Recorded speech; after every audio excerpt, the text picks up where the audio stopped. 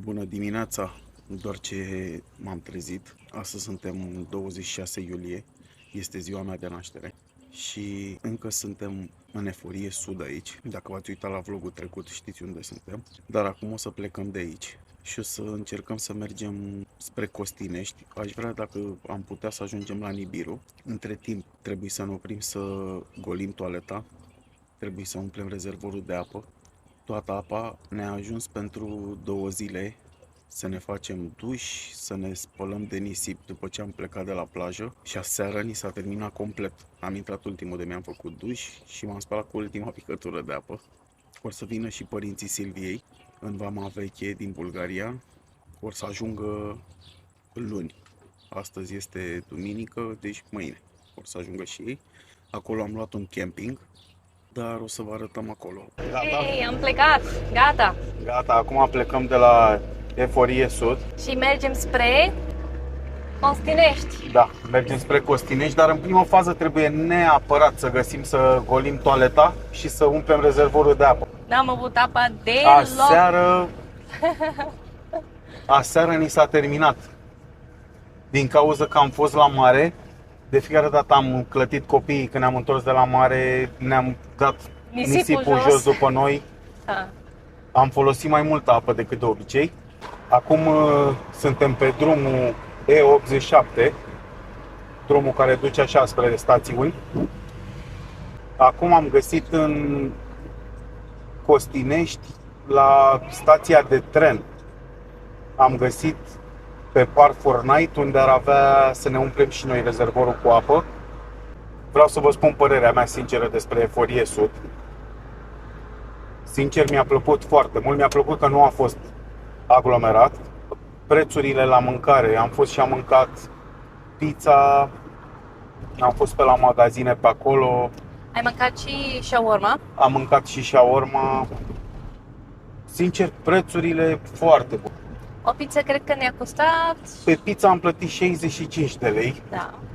dar am luat o pizza imensă, din aia family, mare și foarte bună. Ne-am luat un 4 formaggi, o shawarma și 6 sosuri am luat și a costat 120 de lei. Apa a fost un pic rece, dar bună. Atât că am mai prins vânt, au fost valuri, dar per total apa foarte curată. Da, una peste alta mi-a plăcut foarte mult. Sincer, îmi place mai mult în România, mi se pare mult mai frumos decât în Bulgaria, unde am fost în ultimii ani și am fost și în camping. Noi am călătorit cu un roof tent din ăla, un corp din ăla pe plafonul mașinii și am stat în camping în Bulgaria. Aici am stat și off camping, într-adevăr cu autorulota, unde avem toaletă, baie și așa, dar per total România mi se pare mai frumoasă la mare decât Bulgaria. Acum să o lăsăm și pe bulgăroaică să ne spună ea părerea ei. Cred că n-am fost unde trebuie, de fapt, în Bulgaria. N-am fost la multe locuri în Bulgaria, ca să vă spun sincer părerea mea. Am fost în zone doar mai retrase din lume și nu a fost atât de animat cum a fost și aici. Aici mi-a plăcut foarte mult, de-aia și am decis să invităm părinții mei să vină în România. Da, este un pic mai dificil cu rovineta și cu trecerea la vama. Pentru părinții tăi? Pentru părinții mei. Dar am făcut rovinetă deja. Am plătit 10 euro pentru 10 zile. Și îi așteptăm să vină aici. Vin mâine. Și deja am făcut o rezervare la un camping, la Vama Veche. Acum să vedem ce urmează. Cred că o să fie foarte frumos, că m-am uitat pe Google Maps și am văzut că e un centru așa cu mai multe restaurante, cu mai multe locuri de vizitat. Așa că abia aștept. Da, Eforie Sud, în schimb, este un loc extraordinar pentru familii, dar nu este un loc pentru tineri. Dacă vreți distracție, Eforie Sud nu este pentru distracția aia de Da. Pentru viața aia de noapte, clar nu este. Aici pare ok. Nu știu, să intrăm un pic. Dar nu pare ok. Bine, pe Park Fortnite, cred că ne-au... Uite aici, cred că este. Cred că pe aici e tapul de apă. Îi lipsește tapul. Este o din asta de băut apă.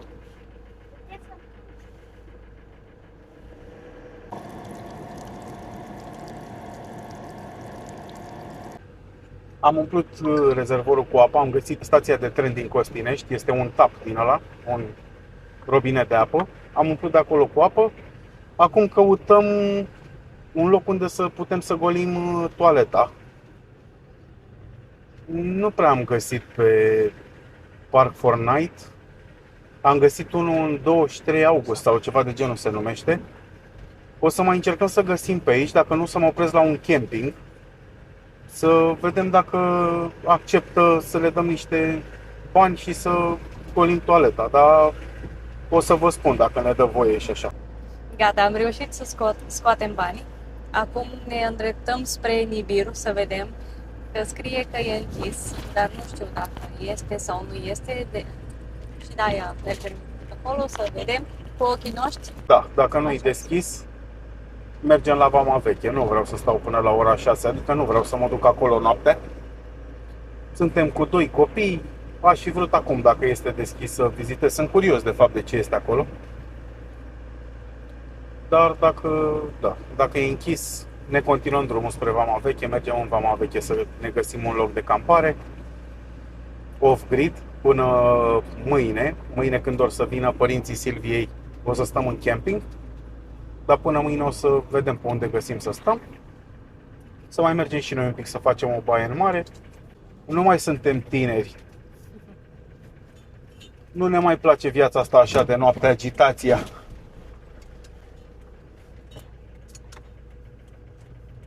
Hai. Aici? Nu. A? Let's go to the next one. Zona pietonală scrie acolo. Unde? Acolo? Da.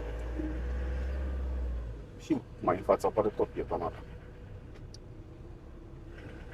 Scrie că n-ai voie să intri. Așa scrie. Da. Uite acolo.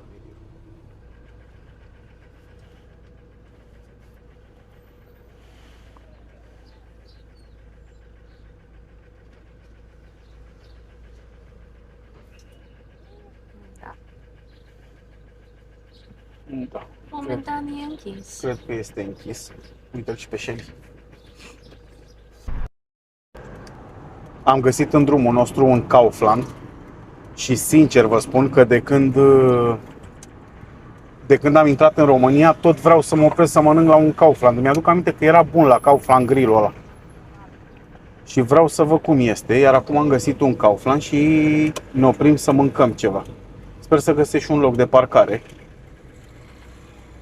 Da, vedem. Sunt toate acoperite așa. Uite, am văzut acolo un loc. Lângă Dubai.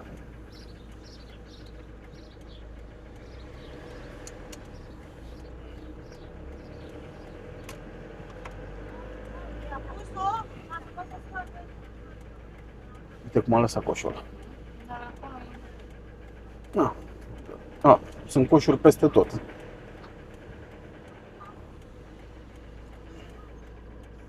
Uite, parcă mai aici merge. Ne dăm mai așa.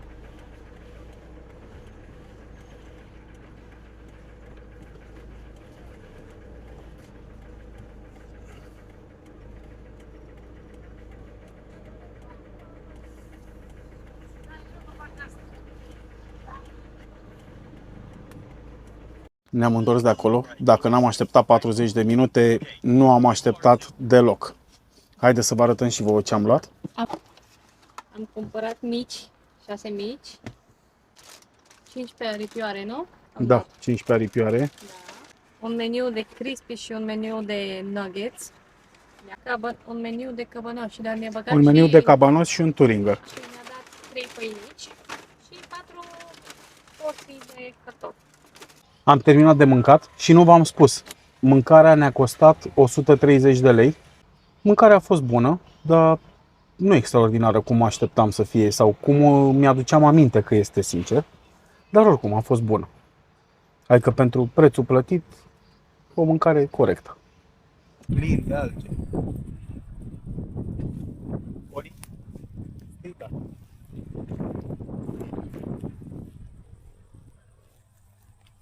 Plin de alge. Oli! Am ajuns undeva aici, am găsit pe Park Fortnite, dar e foarte departe să ajungem jos la apă, pe plajă, iar apa este plină de alge, plină de alge. Și încercăm să mergem mai înspre Vama Veche. Am mai găsit niște locuri pe Park Fortnite, vedem cum sunt, să sperăm că găsim ceva mai bine. Am intrat pe o stradă foarte, foarte îngustă. Dar aici e unde se întâmplă tot. Cred.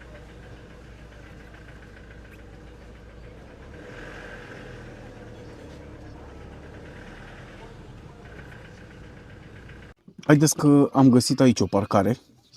În Vama Veche am încercat la locurile alea off-grid după Park Fortnite, dar erau prea înghesuite, adică trebuia să mă duc prea spre plajă și e super aglomerat, nici măcar postrăduță, nici măcar n-am reușit să încap. Haideți să vă arăt și vouă aici unde suntem. Așa, sunt mașinile parcate acolo, noi am parcat-o pe de-a lungul, așa, le-am lăsat loc și aici. Dacă vor să iasă, să poată să iasă.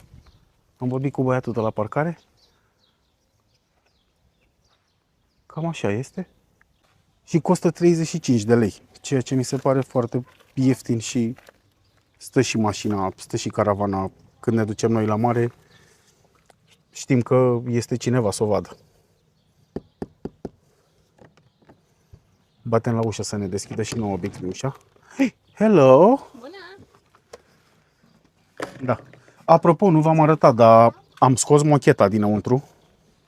Stai să vă arăt și aici. Am scos mocheta dinăuntru din cauza că se umpluse de nisip, iar aspiratorul la micuț care îl avem nu prea făcea așa față și am preferat mai bine să o dăm la o parte, să dăm repede cu un mop așa, o curățăm podeaua, așa e. Când o să scăpăm de nisip, o punem înapoi. Plaja de aici nu e atât de bună. Sunt multe pietre exact la începutul. Când intri, uite-te și tu, Bubu, se împiedică de pietrele acolo înăuntru. Nu pare a fi o plajă foarte frumoasă, dar sunt și alge, foarte multe alge care cred că au venit din cauza vântului ieri.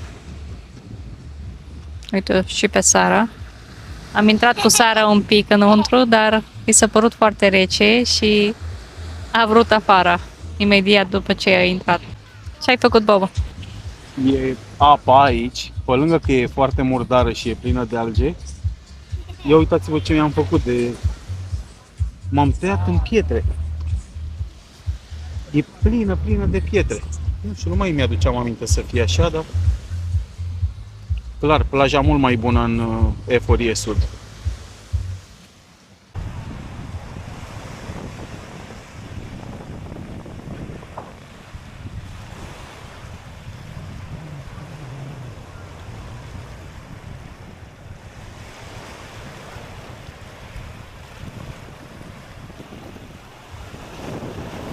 Am plecat de la plajă și acum ne-am oprit la un magazin.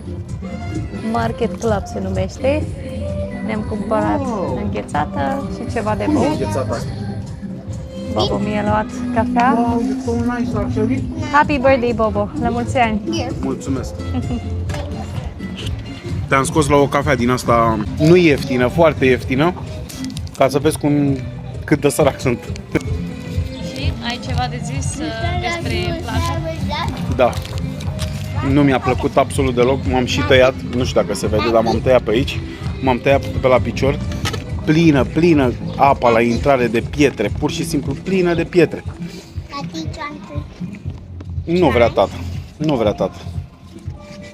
Da, plină de pietre, iar acum să vedem, am să sun să anulez program rezervarea, care am făcut-o aici în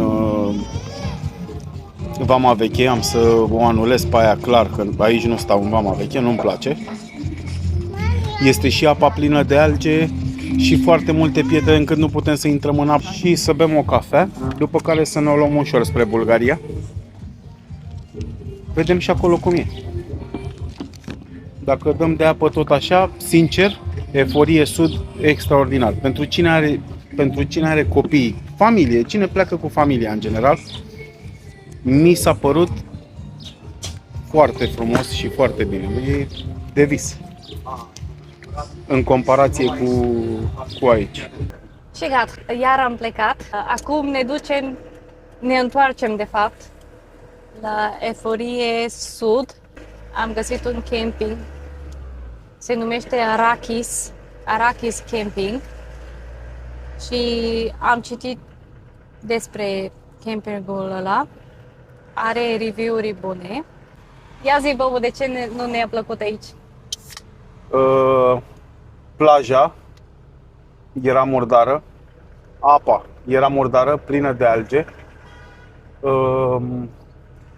iar când intrai în apă, era plin de pietre. Dacă îmi zic plin de pietre, m-am tăiat pe la mână, m-am tăiat pe la picior. Erau și alunecoase. Da, alunecoase, dar pur și simplu nu puteai să intri. Poate dacă aveai niște din ăștia de apă, niște încălțări din alea de apă. Da. Față de Eforie Sud, de unde doar ce am venit, e incomparabil mai frumos.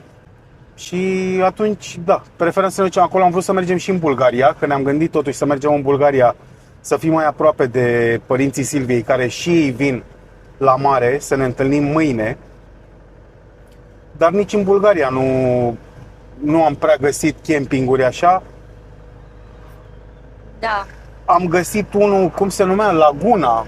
Ceva de gen. În fine, am găsit un camping care era o sumă din asta, gen 100 de euro pe noapte pentru autorulotă, ceea ce mi se pare E prea scump. exagerat de scump.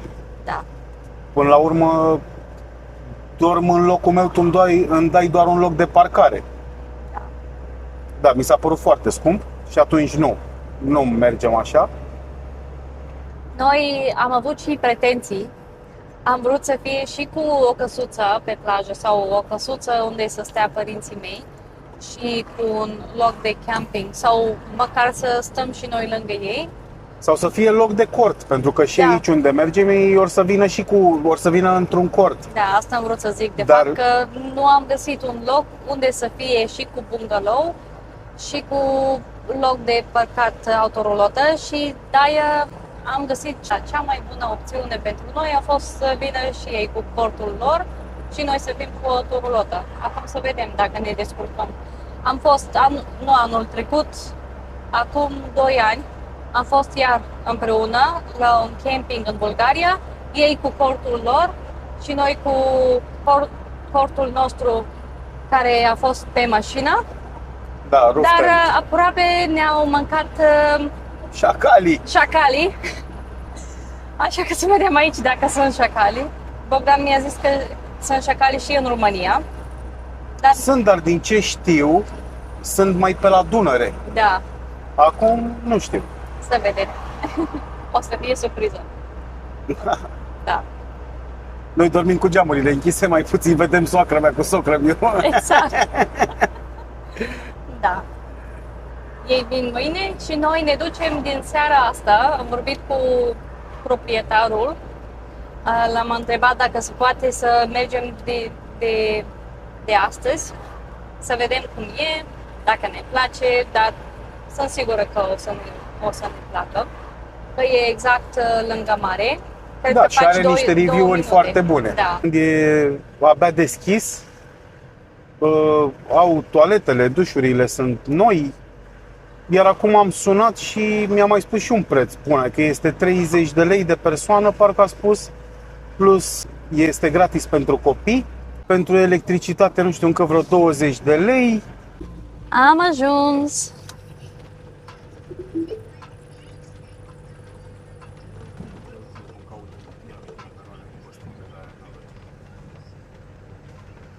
Rakis Camping.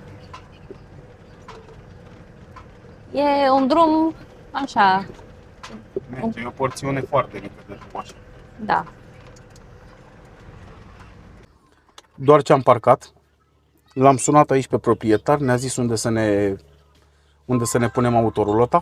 Avem electricitate aici lângă, este și un foișor, dar o să vă arăt mai multe, o să arăt așa de jur împrejur în camping. Dar ce vreau să vă spun este că proprietarul de aici, un super băiat, adică din ce am vorbit la telefon și așa, să te ajute, foarte, foarte mișto. O să mă întâlnesc mai târziu să vorbesc și să-i plătesc.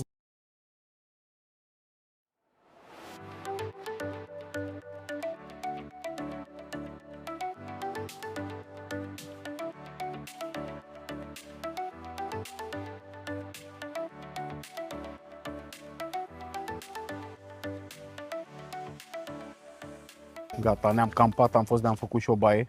Uitați și autorulota acolo în spate. Acum mergem undeva să mâncăm, că totuși este ziua mea și să mergem și noi undeva la un restaurant să mâncăm. Nu mă, Bixby? Da, de data asta ne-am și îmbrăcat. Unii s-au îmbrăcat, unii... Eu sunt tot așa. Bobo niciodată nu e frig oricum. Da, nu mi-e frig. Chiar îmi place să-mi fie un pic mai răcoare decât căldura aia nebună. Și să găsim un loc bun să mâncăm și noi în seara asta. Și mâine o să vă prezentăm aici. Da. Unde stăm, o să vă prezentăm campingul. E un camping nou, oricum nu e făcut de mult. Și deja am ajuns unde am fost ieri, aseară de fapt. În 10 minute din camping am făcut, cred? Da, cam așa. Da, în 10 minute și am ajuns. Am ajuns la terasă, cum se numește? Terasă Paradox.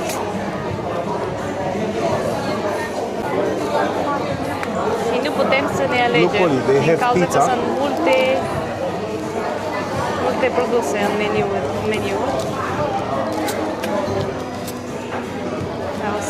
O să alegem ceva noi. Aici sunt băuturile. Uite.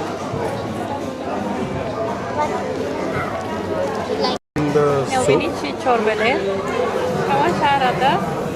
Sunt foarte drăguțe. Sunt paharel așa. Îmi place. Uite, Sara are salată și Oli are salată preferată lui. Oli, you love salad? Ah. Ia să o vedem pe Sari. Oli, îți place salata? Îți place, Sari? Da? A venit și mâncarea principală? Da. Șnițel, cașcaval pane, șnițel. Și acum o să facem schimb cu Bobo. Eu îi dau o jumătate din șnițel și el îmi dă un cașcaval.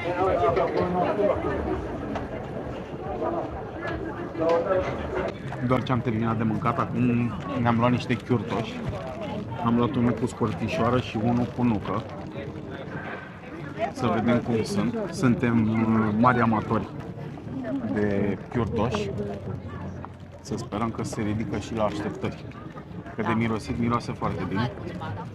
Dar vă spunem după aia cum a fost. Dacă puteam cumva să transmitem cum miroase și prin cameră, să vedeți și voi. Ce bine miroase ea. Dar cred că celălalt cu scărțișoară, cred că o să-mi placă cel mai mult. Da. Și unde stăm? Unde găsim? Uite acolo. Doar ce ne-am întors din oraș, acum am pregătit paturile și am băgat copiii la somn. S-a făcut ora 11, cred, 11 și jumătate. S-a făcut ora 12. Și noi stăm la un suc cu Bobo. Ultimele 3 minute din ziua ta. De ziua mea vreau să dați acolo un subscribe, un like și sper că vă place ceea ce facem. Am văzut că vă uitați o grămadă, dar puțin dați subscribe. Așa Dar că... vă mulțumim oricum tuturor. Oricum e o creștere neașteptată. Nu ne așteptam să se uită atâta lume la noi. Da.